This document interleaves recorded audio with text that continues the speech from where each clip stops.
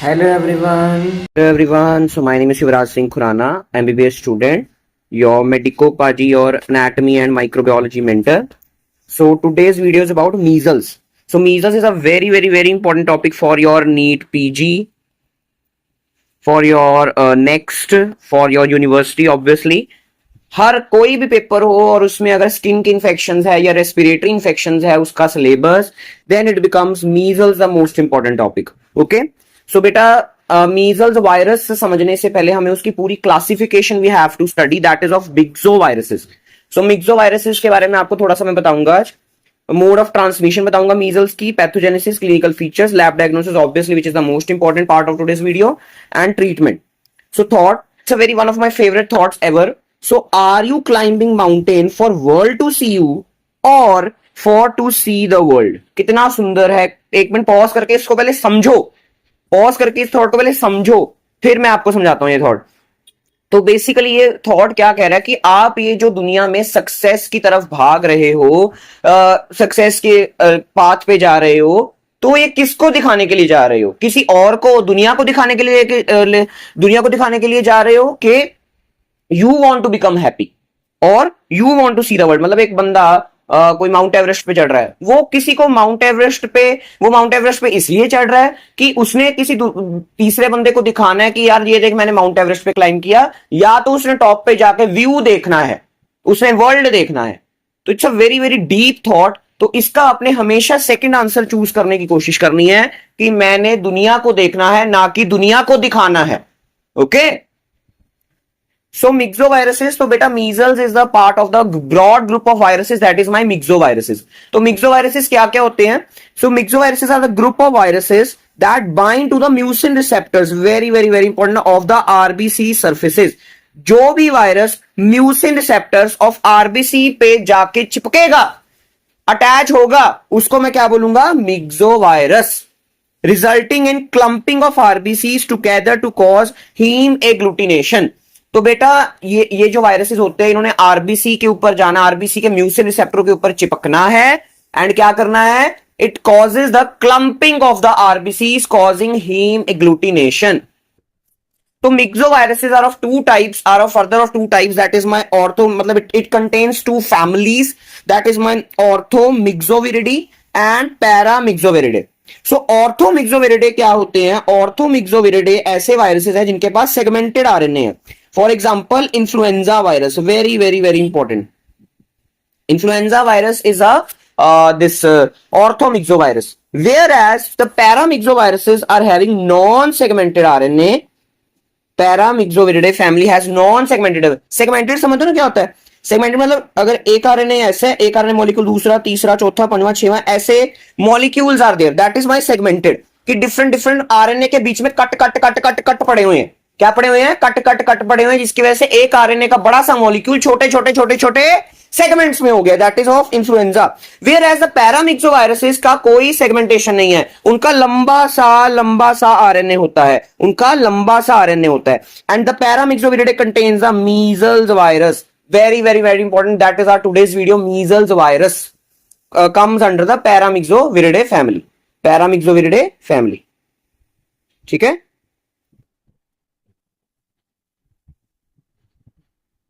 तो बेटा और कौन से होते हैं नॉन सेगमेंटेड, जिनके पास लंबा सा आरएनए होता है पैरामिक्सोविरिडे फैमिली के? That is my para influenza.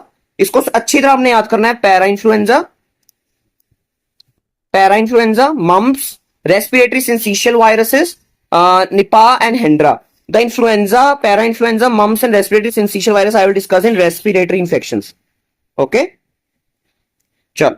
Nipah and Hendra are very not so important viruses, but आपको एग्जांपल पता होनी चाहिए. अच्छा, अब ये जो वायरसेस होते हैं ना, दे आर एनवेलप्ड वायरसेस. कैसे होते हैं? They are enveloped viruses. तो बेटा जो एनवेलप्ड वायरसेस हैं, ठीक है, इनके एनवेलप के ऊपर देयर आर टू एंटीजेंस. ये एंटीजेंस हो भी सकते हैं, नहीं भी हो सकते. अगर आपने पता करना है कि हाँ हर वायरसेस के पास कौन सा एंटीजन है, तो आप दो एंटीजन देखते हो. That is my haemagglutinate, that is HA, and NA, that is neuraminidase. तो देखो, मान लो ये मेरा कोई वायरस है, इसके ऊपर ऐसे ये एनवेलप्ड और उसके ऊपर एंटीजेंस है. अगर इसके पास दोनों H A and N A होगा, जिस वायरस के पास दोनों एच ए भी होगा और एन ए भी होगा, देख रहे हो किस किस के पास H A and N A है, इन्फ्लुएंजा के पास है, पैरा इन्फ्लुएंजा के पास है, मम्स के पास है, बट मीजल्स के पास सिर्फ एच ए है, एन ए नहीं है।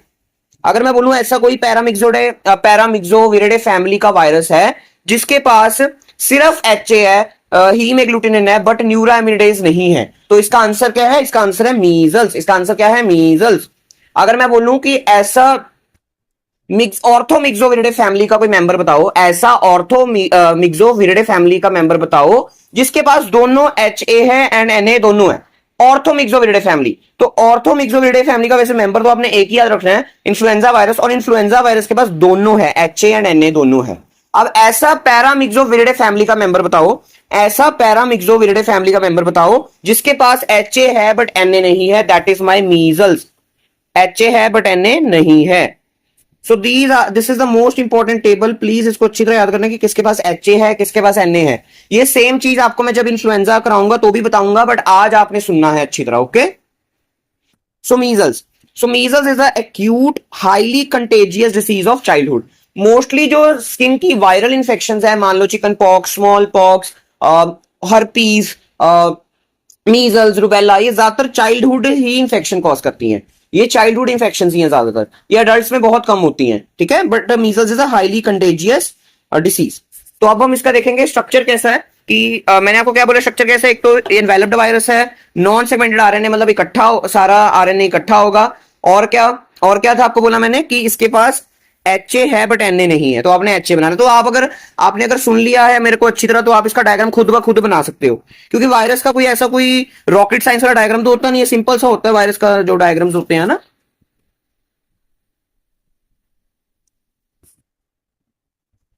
तो ऐसे हम एक गोला बना लेंगे, वायरस का गोला बना लिया हमने, ठीक है। नाउ क्या कहते हैं, हमने क्या बनाने, बाहर एंटीजेंस बनाने हैं, ठीक है। कौन कौन सा इसके पास एच ए है, एन ए नहीं है, तो हमने ऐसे क्या बना लिया, एच ए बना लिया।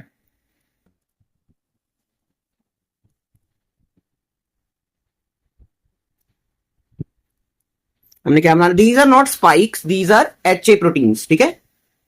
ऐसे कुछ ऐसे बनाते हैं हम एच ए।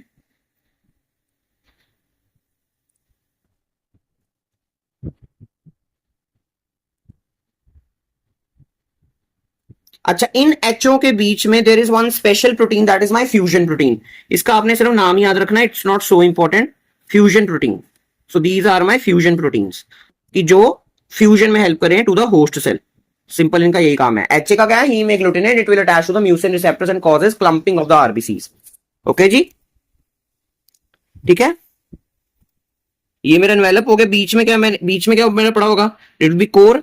तो एक अंदर सारा जो मेरा मैट्रिक्स है, ये क्या है, मेरा न्यूक्लियो कैप्सिड हो जाएगा। बाहर तो एनवेलप था, इट्स एनवेलप्ड वायरस।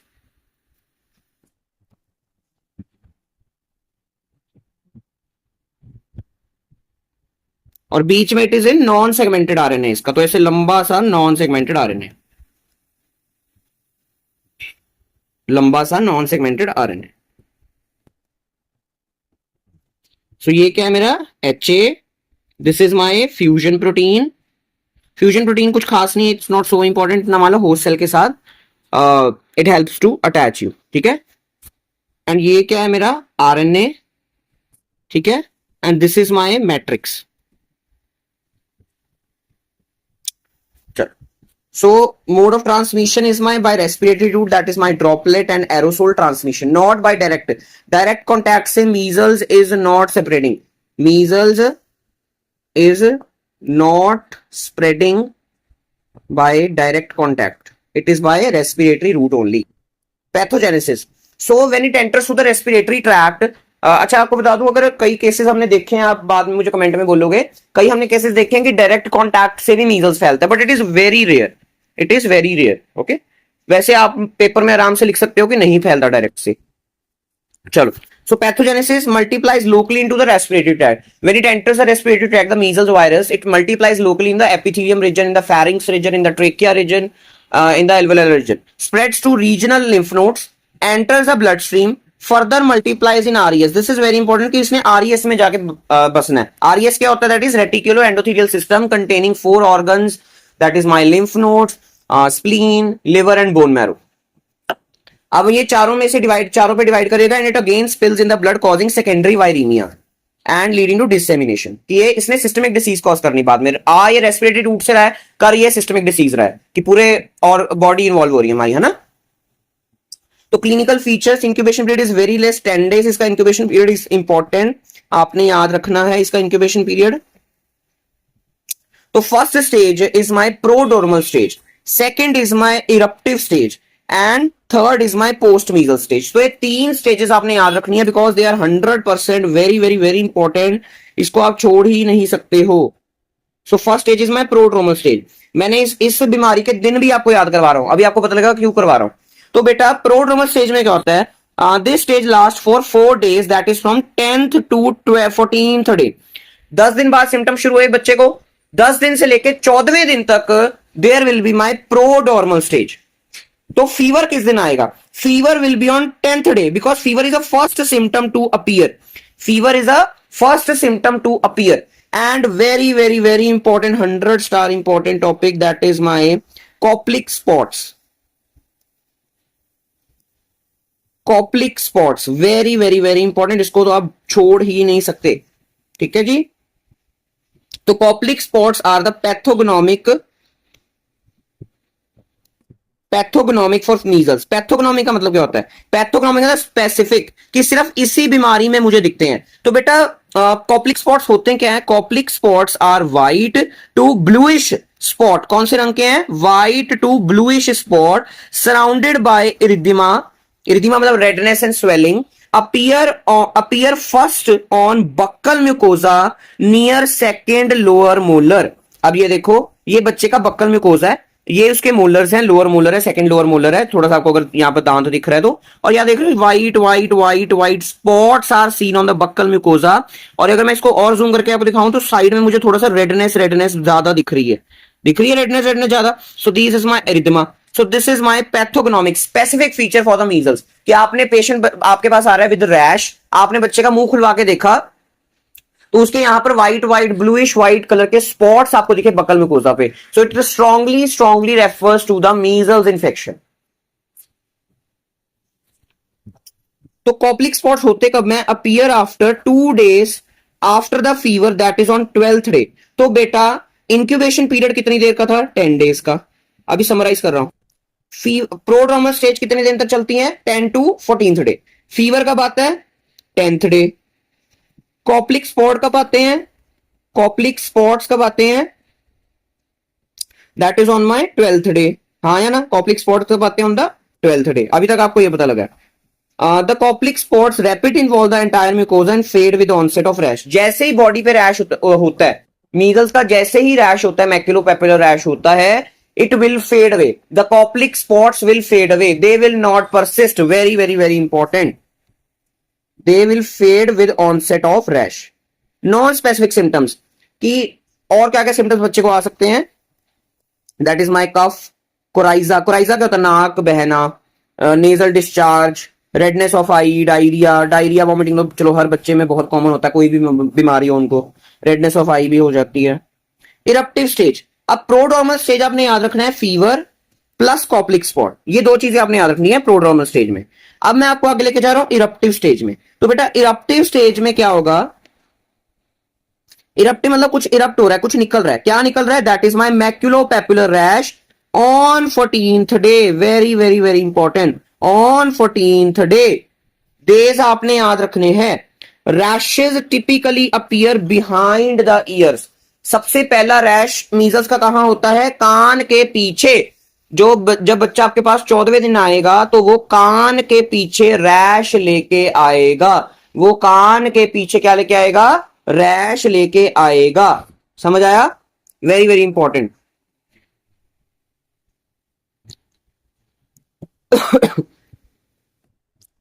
उसके बाद then it spread to the face, arm, trunk and legs and then fade away after 4 days. The rash also fade away after 4 days. ये भी ज्यादा देर आपको नहीं रहेगा, 14वें दिन हुआ, 18वें 19वें दिन खत्म हो जाएगा, 17वें 18वें 19वें दिन खत्म हो जाएगा। ठीक है, 1 सेकेंड।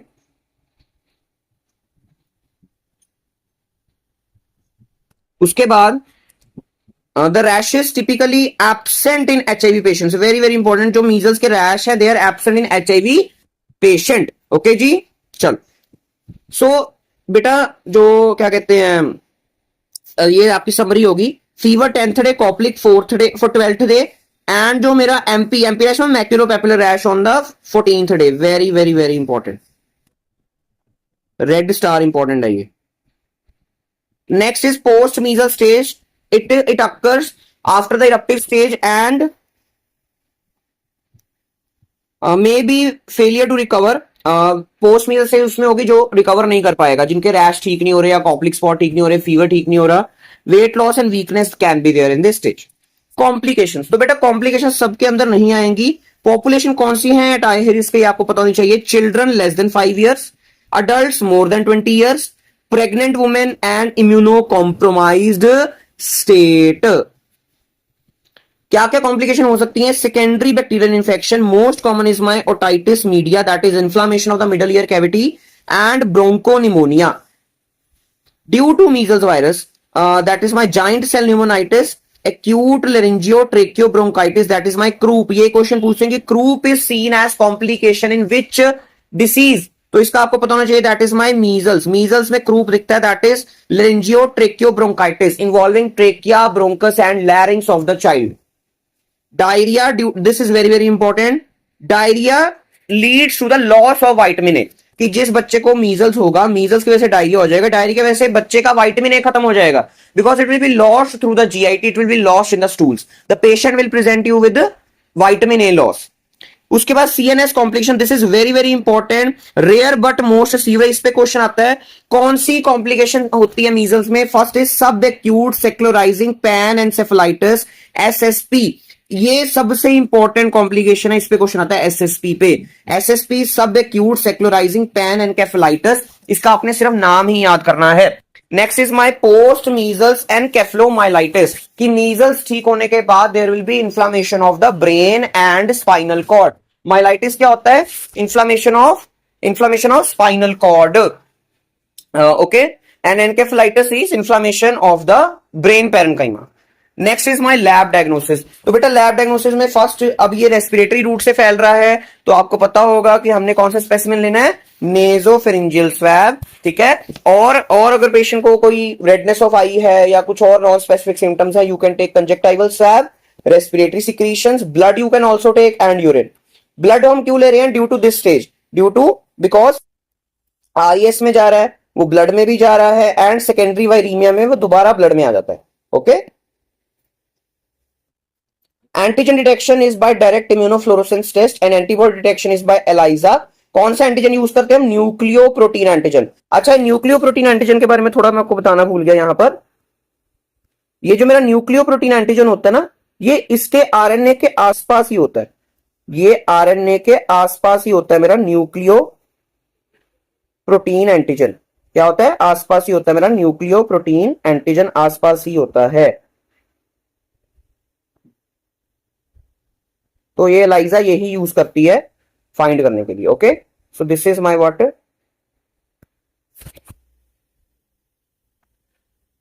Nucleo protein. देख लो इसका न्यूक्लियो प्रोटीन RNA के साथ कैसे चिपका बैठा है।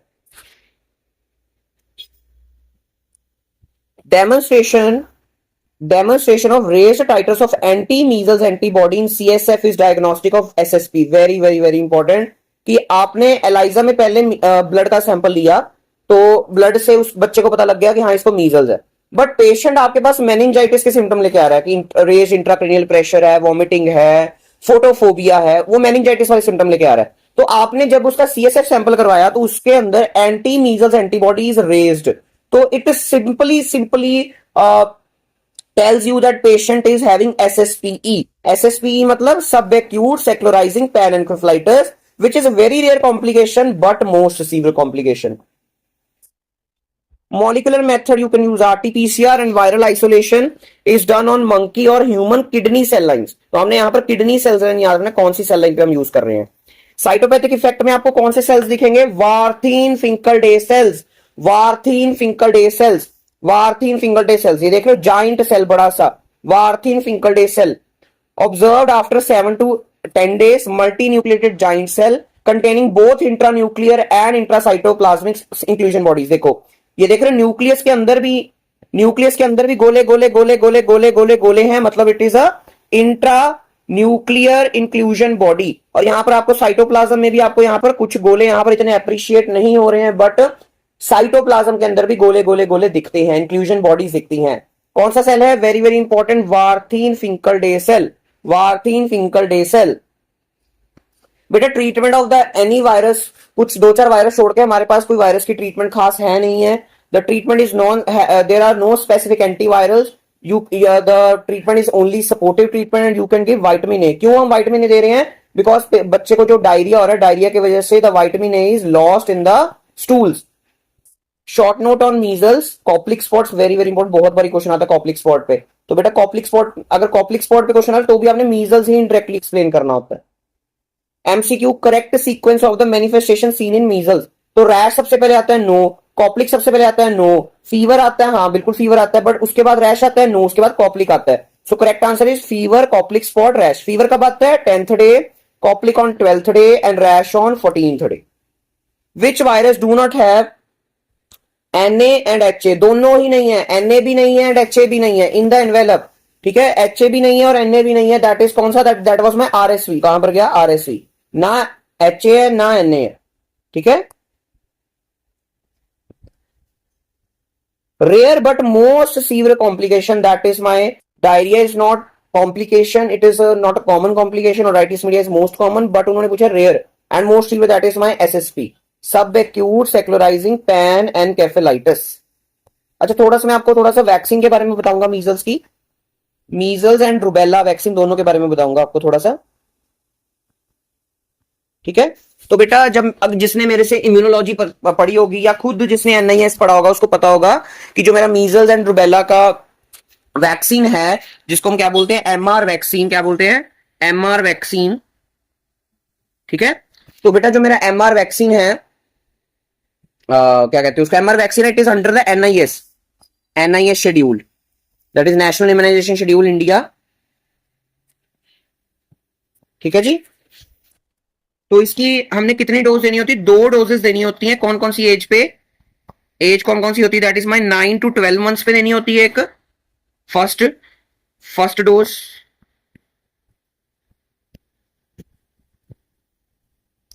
एंड सेकेंड डोज आपने कब देनी है? 16 to 24 मंथ्स पे। 16 और 24 मंथ्स के बीच बीच में देनी है एक बच्चे को दिस MR। इधर हम देते हैं MR1 एंड इधर हम देते हैं MR2। ओके, कौन से रूट से देते हैं हम इतना? ये सब SPM की चीजें हैं, बट आपको थोड़ा सा बता रहा हूं, आपने अगले साल SPM में पढ़नी है, डोंट वरी। रूट हम देते हैं, सबक्यूटेनियस रूट हम देते हैं in the right upper arm. ये सारी SPM की चीजें हैं, I know it is very cramming. ठीक है, बाकी तरह ही मैं कराऊंगा, बाकी अगले साल आपको SPM वाले करवाएंगे। The child presents with rashes start behind the ear, very very very important point. कान के पीछे रैश स्टार्ट हो रहा है, सीधा ही आपको पता लग जाने किसकी बात कर रहे हैं। Okay, measles. Then spread over the body. On examination, the bluish white spots were seen in the buccal mucosa, which is the pathognomic feature, that is Koplik. So what is it? Is my measles. दो आपको classical picture दे दी, एक ये दे दी कि year पे start और year के पीछे, और एक आपको ये दे दी कॉप्लिक स्पॉट वाली दे दी, तो सीधा सीधा आंसर आपको बन जाएगा। So this was all about today's video. कोई भी डाउट हो, यू कैन कमेंट और DM on Instagram, link is in description.